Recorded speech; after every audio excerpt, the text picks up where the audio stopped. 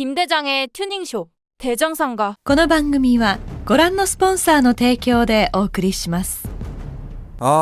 드디어 R7이 나왔습니다. 그래서 야마 공식 홈페이지에 지금 들어와 있는데요. 여기 나이켄.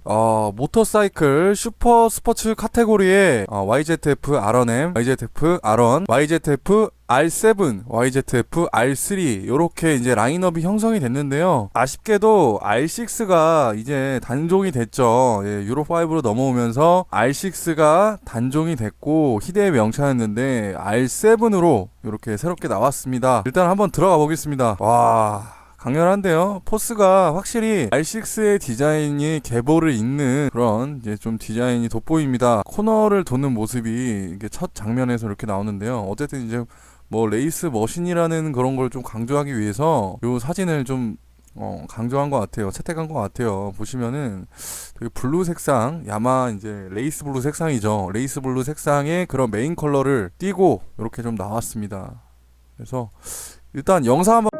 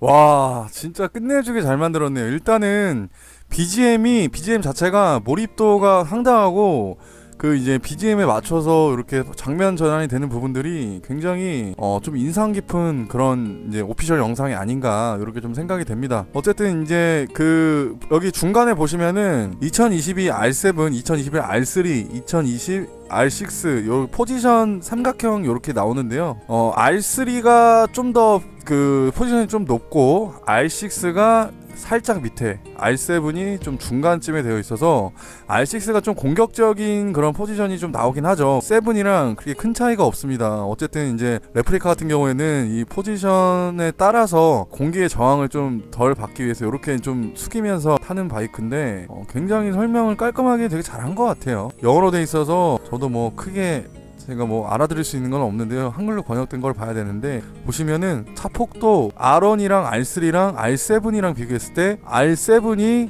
이제 R3보다 확실히 좀 슬림한 그런 좀 느낌이 들어요. 어떤지는 뭐 여러분들이 생각하시는 건 어떤지 모르겠어요.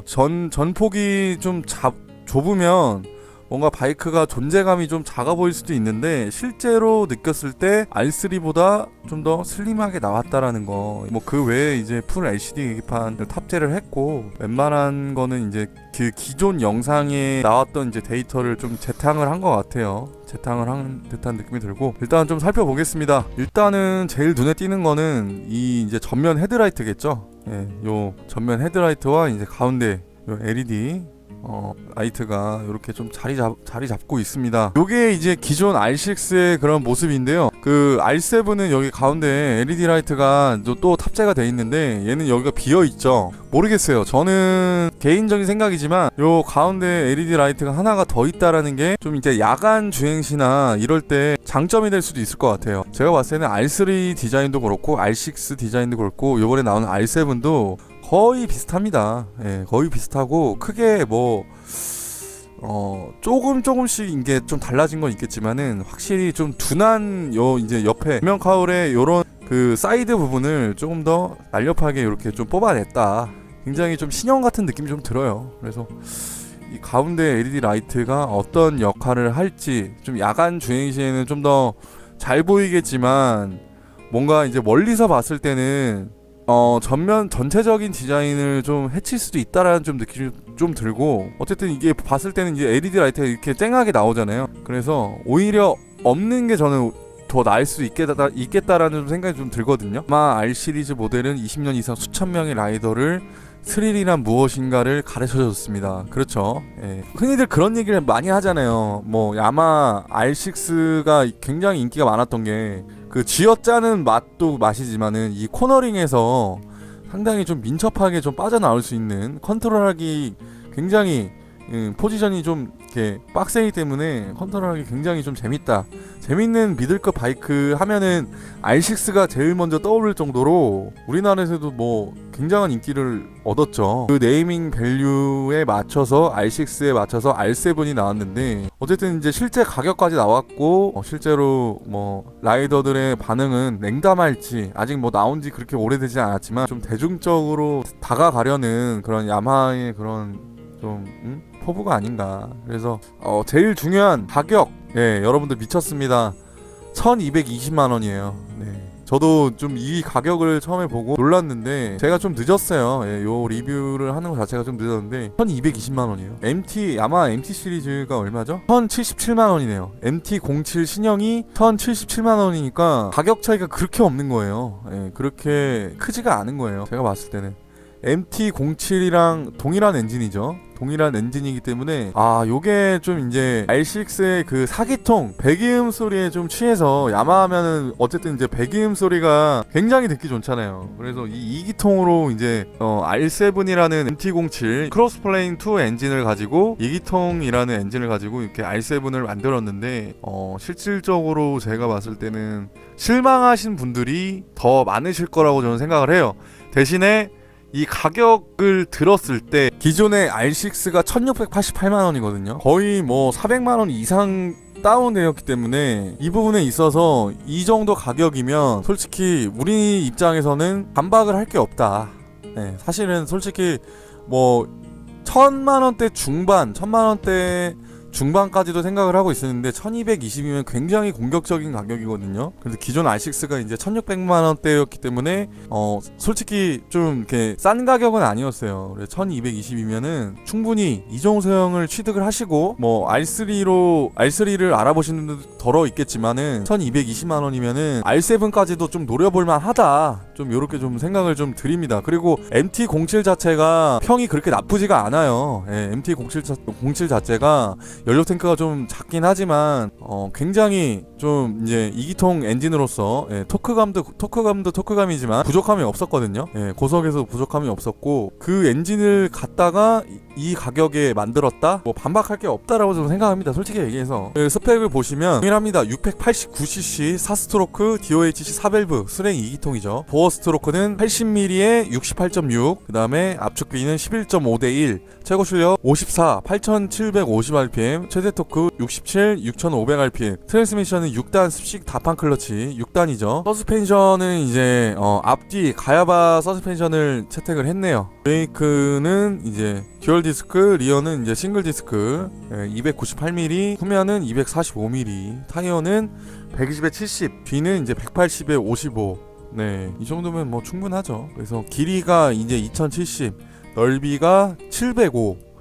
굉장히 슬림해요. 네, 굉장히 슬림하고 높이가 1160, 시트고가 835. R6 한번 볼까요? R6 시트고가 850이에요. 기존의 R6 시트고가 850인데 지금 현재 R7 시트고가 835기 때문에 좀 더 낮아졌어요. 예, 20mm나 낮아졌기 때문에 요거는 제가 봤을 때는 굉장히 입문하시는 분들도 부담 없이 타실 수가 있다는 말이에요. 예, 그리고 연료 탱크가 13L, R6의 연료 탱크가 17L이기 때문에 연료 탱크가 이제 4L나 줄어들었습니다. 그만큼 이제 조금 아쉬운 부분이 좀 없지 않아 있어요. 예, 그리고 중량이 기존 R6가 190kg인가 그럴 거예요. 그래서 188kg 감량이 됐죠. 188kg면 굉장히 가볍습니다. 아이콘 그레이, 그 야마하 블랙 이렇게 좀 나와 있는데 개인적으로 이 블랙 색상의 요 L7과 요 밑에 있는 그 블루 느낌의 지금 포인트가 나쁘지 않은 것 같습니다. 그래서 보시면 RDNA 디자인 최고의 성능을 만들기 위한 핵심 요소 중 하나는 저항력을 줄이기 위한 면적이 최소화. 저항력을 줄이기 위해서 이제 면적을 최소화시켰다라고 얘기를 하는데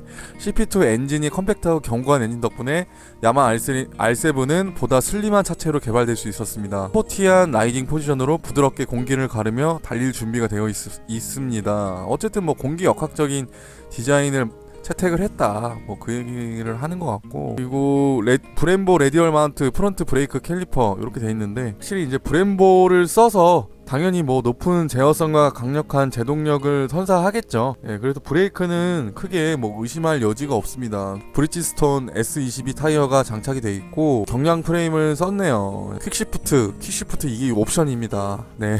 퀵시프트가 이제 옵션으로 돼 있는데 퀵시프트를 안 달 이유가 없죠. 그래서 퀵시프트를 다셔야 되지 않을까 이렇게 좀 생각을 합니다. 그리고 가야바 41mm 프론트 포크, 조절 가능식 링크식 리어 서스펜션이 이렇게 장착이 되어 있습니다. 그리고 이번에 좀 색다른 게 향상된 제어력의 ANS 클러치 이렇게 되어 있는데 더 부드러운 기어 감속을 제공하고 급제동 중에 엔진 과회전과 후륜 락을 방지하기 위해 ANS 클러치가 최초로 장착이 됐다고 합니다. 어쨌든 그 엔진 브레이크를 쓰면은 과회전이 오버가 걸리잖아요. 그런 걸 좀 방지하기 위해서, 락을 방지하기 위해서 ANS 클러치가 최초로 장착이 됐다라는 점, 이게 좀 어떻게 보면은 좀 신선한 부분이 아닌가. 어쨌든 4기통이냐 2기통이냐 요 차이일 것 같은데, R6가 단종되고 나서 시세 방어가 오히려 더 잘 되고 있다는 얘기가 있어요. 예, 그래서 R6가 단종된 건 조금 아쉽지만 그래도 이제는 유로5로 전환이 되면서 새로운 야마하에서 개발한 R7을 맞이해야 될 때가 되지 않았나. 어쨌든 좀 아쉬운 부분이 좀 더 큽니다. 보통 헤드라이트가 이제 듀얼 헤드라이트로 많이 나오는데 이게